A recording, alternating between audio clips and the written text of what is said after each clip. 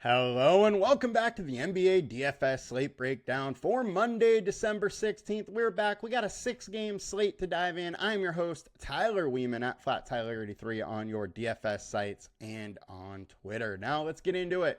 It's only $39.99 per month to come join us at LionStar. You get all the best ball, all the props, all the DFS for all the sports we cover. No better time to get in than now. Let's go for it. All right, starting with point guard, position by position, highest owned is James Harden, 26% owned. He's in a great spot versus Utah. Really don't need to go into this one too much, but Harden's been crushing all season long, and now he's in a great spot versus Utah. I'm going to be playing him. Malik Monk is another guy I'm going to have a decent amount of, 21% owned, 6,700. Since he's joined the starting lineup, he's played some real solid minutes, and his fantasy points per minute really hasn't dropped down too much. I was a little worried with how much usage he would have, but he's still a focal point of this offense, still doing plenty, and I am absolutely fine rolling with some Malik Monk in a 237 game total. And 7 o'clock games, so you get a little late night hammer with him, which is always nice. Cade Cunningham, 9,400. He's had some huge 60-point games this year. He is versus the Heat, though. Typically not a great spot to target, and hasn't been that great versus them. So I don't totally love Cade, but I don't mind getting a little bit. Ben Simmons, 5,800, 20% owned. Look, we're not totally sure what's going to happen here, but Schroeder did get traded, so there is some chance that Ben Simmons plays a little more power or point guard tonight. And if that's the case, he could see a few more minutes on the court. And honestly, it would make sense for them to put him out there a little bit more. Just show that he has that skill set still. We know the Nets are shopping him and trying to get rid of him, and if they can show he can still play point as well as, center or power forward, it could raise that value a little bit. Everybody knows he's been able to do it before, but we haven't really seen it this year too much. So a little interested in Simmons, but not that interested. 5,800 is just expensive for, maybe playing 24, 26 minutes, something like that. All right, now pivot time. Tyrese Maxey, 8,600. Guy has had a huge ceiling without Joel Embiid on the court. We will have Paul George there, but it's still going to be Maxey's show, and it's a great spot versus the Hornets, who really can't stop anybody. So don't mind going with some Tyrese Maxey at all. Another spot I like is Jamal Murray, 7,900. The guy has a couple 50s over this last month, and has really lived right around that 40 mark. So wouldn't take too much to go from 40 to say 45 or 50 in a 237 game total, a close game. You're expecting him to get big time minutes here. And frankly, the Kings are 13-13. They need to win as many games as they can. The Nuggets are 13-10. This is a solid clash in the West, and both teams need to be taking this game pretty seriously. So I like Jamal Murray's spot here. Now, getting over to point guard on DraftKings, we got Kevin Porter Jr., Drew Smith as the two high owned. Kevin Porter Jr., 4,400. He got a start the other night, played 37 minutes, but back to the bench with Harden not playing and played 24 minutes. Now, in 24 minutes, he can get it done at 4,400, but I don't love the spot. I've been all over him, since the start of the season, just hoping he starts to get more minutes, and those more minutes are coming, but it's still Harden's team. Harden gets the usage. He does get a usage bump when Harden goes off, but Harden just doesn't go off that much. So I like Kevin Porter, but don't love the ownership here. Now, Drew Smith, 3,800. It's likely that he gets some more playing time like he has lately. The one thing I got to say here is he's very, very high owned, and he's only given us 20. That's not really going to get it done. That's not enough to win a tournament. So while he's high owned, I don't think it's super likely that he is a must-have. And so this is one of those decision points you can jump off if you want. Malik Monk, we talked about. Cunningham. George, I like his role that he's had lately, but it's a very tough matchup versus the Clippers. Now shooting guard on FanDuel. We got Grady Dick, 35% owned. I'm going to have a lot of Grady Dick, that is for sure. He's just in a good spot, and no Scotty Barnes. Usage is higher, going to play big-time minutes. At that price, very, very good chance of 30s, and the potential of 40s is there. So I'm fine with that price to go with some Grady Dick. Drew Smith, 4,200. He's more expensive here. Just means I like him less on FanDuel. Kelly Oubre, 5,700, 29% owned versus the Hornets. I think this is a very interesting spot. There's no Caleb Martin. So I would expect him to pick up a little more slack on the wing from this 76ers team. So interested in him. Malik Monk we covered. Norm Powell, 6,500. Powell is great leverage off Harden. Harden's going super high owned. Powell can get it done. He has a high 40s, 50-point ceiling, and he's only 6,500, and he's a good spot versus the Jazz. The likelihood is that either Harden or Powell gets it done. Or you should throw Zubac in that too, but I think it's just more likely that it comes from the outside in this matchup being Powell or Harden. But look, one of these guys is probably going to get it done tonight, and Powell is pretty much as good of a bet to do it as Harden is, price adjusted, obviously. So definitely interested in some Powell tonight. Paul George, 8,500. His minutes are up there, playing 35, 36, 37 minutes a night, and then the Hornets are terrible. We've seen that 50-point ceiling that we know Paul has.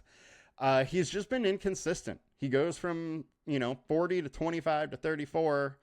Before that stretch had a 50. Before that as 28. So there's just no consistency out of him right now. But at low ownership, I'm willing to take that bet for a 50-point possible 50 burger from him. Zach LaVine, 7,500. He hasn't shown us the ceiling, really, that he has in years prior. Also hasn't really shown us the consistency. So I don't love the spot, but I do know if he gets hot, he can get it going. And Toronto's not a great team. So I think there is a chance that LaVine could get it going here. Now, shooting guard on DraftKings, Malik Beasley, 4,600. We have him at 27.5 minutes. And at that, he has a solid ceiling at 4,600. So definitely interested in some Beasley. He chucks it when he gets out there. So don't mind some Beasley. Powell, we covered. Monk, we covered. Duncan Robinson's playing, decent minutes. However, that last game, it jumped down to only 18. So there is a little concern of there. But if he's playing well, he should get 28, 29 minutes. If he's not playing well, he's going to be this 18, 20, 21, something like that. So it's a little bit of a risky pick, but there is some ceiling there if the ball is going in the bucket. 3,600 for Tim Hardaway.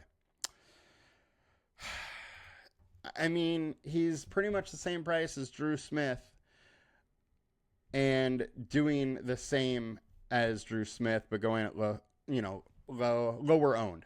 But we have actually seen him get hot and be able to put up a big score. So I'm a little bit more inclined to go Tim Hardaway, but it is an ugly, ugly play because this dude has just been trash this year.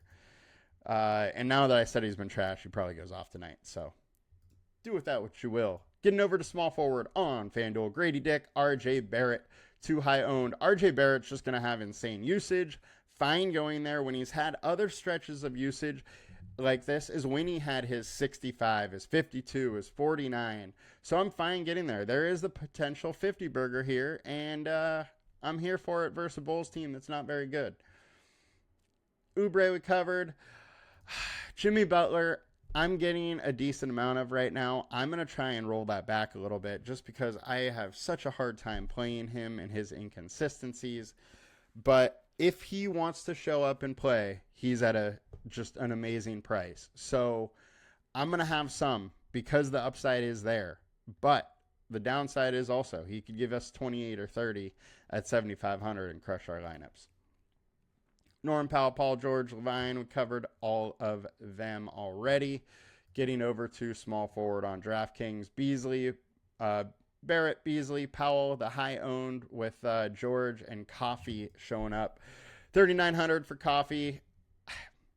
I mean, it's not too far off that Drew Smith play. Same kind of thing.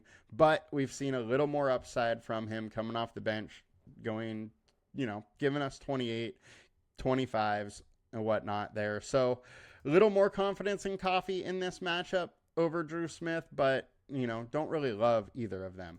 Power forward on FanDuel, we got Jonathan Mogbo.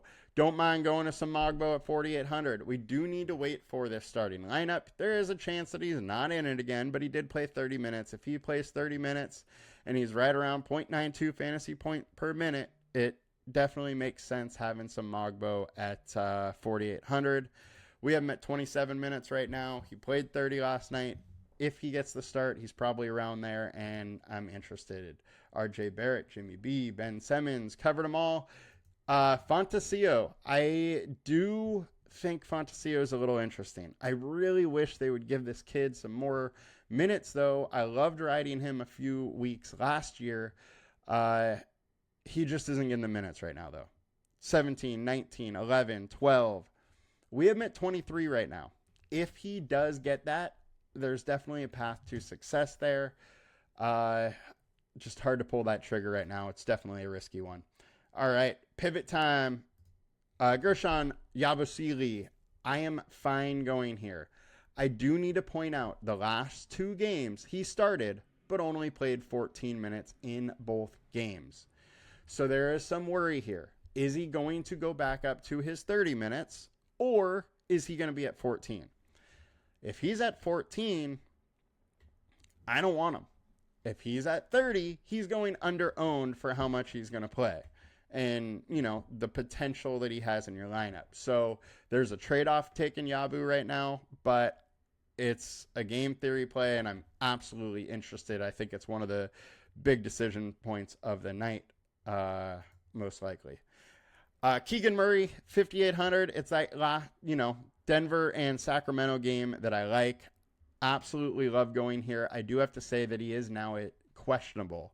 So now that he's questionable, he is the late game. It does add some potential value to the Sacramento lineup. But just understand, we got to watch what's going on here later in the day because Keegan is now questionable. Getting over to power forward on DraftKings. We got Mogbo, we got Barrett, we got Fantasio. We covered them all, so it is center time on FanDuel. Jacob Podol, 26% owned, 7.8K. Versus the Bulls, who've been giving up versus center. Don't mind the spot whatsoever. The one thing is the minutes have come down a little bit. We're not seeing 35 plus as much lately, and we're seeing more of 32, 33. He's played 30 minutes the last week, 32 over the last month. Absolutely fine with some Podol. Bam Adebayo, 8,300. He is too cheap for putting up 50s. I mean, he's had 2 50s in the last 3 games. Go a couple games further back, a 46, a 49. Now he's versus the Pistons, who aren't very good, and Duren is questionable. So definitely give me some Bam Adebayo. Jokic, 2,500 or 12.5K, but always need to consider some Jokic when he can give you an 80 burger. If he gives you an 80 burger on this slate, it's going to be a had to have it type score. Sabonis, fine with a little bit. Pivot wise, Zubac, 7,200 versus the Jazz. Jazz are 30th versus center, and Zubac has huge upside. You can definitely get it done here, so fine going there. And then 8,200, you got Vooch. This dude has been a walking 50 burger lately, so at low ownership versus Toronto, who's 28th versus center, why would you not want some Vooch? Definitely interested in him, even though that price is up a little bit. And I believe he is probable, so he's probably going to play. He's also in one of the earlier games, so it's not that big of a deal. if you miss, plenty of time to pivot and change up lineups. So that'll do it for us. Actually, center on DraftKings, Mogbo, Podol. We covered them all. Yep, that'll do it for us today, guys. Have a good one. We'll be back later this week with more. There's only one game tomorrow for basketball, so I won't be here for DFS on Wednesday. I don't think there's any. So Thursday is the next NBA DFS show, if that is in fact the case with this NBA schedule. Glad to have this tournament behind us, and we don't have to deal with these weird schedules anymore. You guys have a good one. Till next time, peace.